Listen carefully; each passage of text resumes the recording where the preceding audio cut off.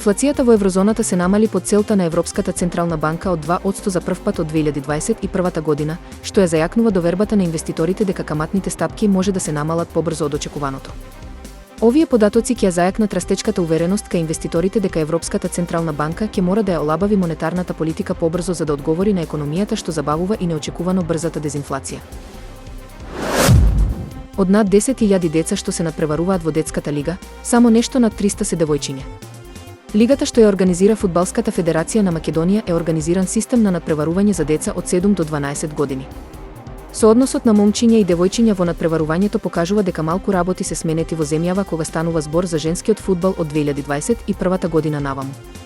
Тогашното истражување на УЕФА за македонскиот фудбал, кое го спроведе агенцијата Нилсен, покажа дека главна бариера за женскиот фудбал во Македонија е ставот на 41% од испитаниците дека фудбалот е машки спорт. Европскиот просек за ова прашање е 20%. Покрај убедувањата, проблем се и парите. Слаб е интересот кај приватниот сектор да вложува во женски фудбал. Познавачите велат дека слабата посетеност на надпреварите и слабиот медиумски интерес се причина компаниите да не наоѓаат бенефиција за вложување. Кумот и кумата порано беа главни титули кои не се одбивале, но со зголемувањето на трошоците за живот, вклучувајќи ги и трошоците за свадби, членовите на генерацијата Z се принудени да ја одбијат понудата на невестата, пишува Нью Йорк Пост.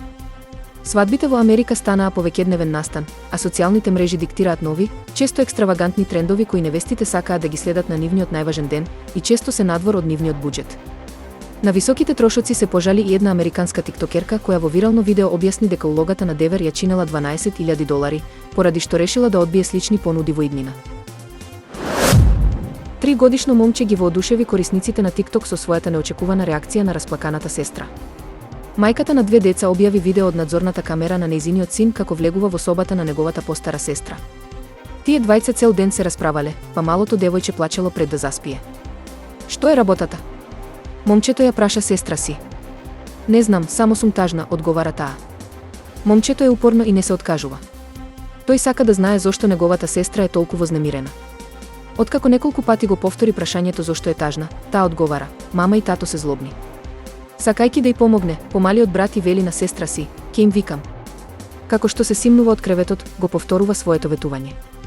Тогаш на вратата се појавува мајката, а момчето само луто, но симпатично ја предупредува. Мајката влегува во собата, седнува на креветот и ја зема ќерка си во скут. Момчето им приоѓа и ја кара мајка си: немој да ја караш сестра ми, и покажува со прст кон неа.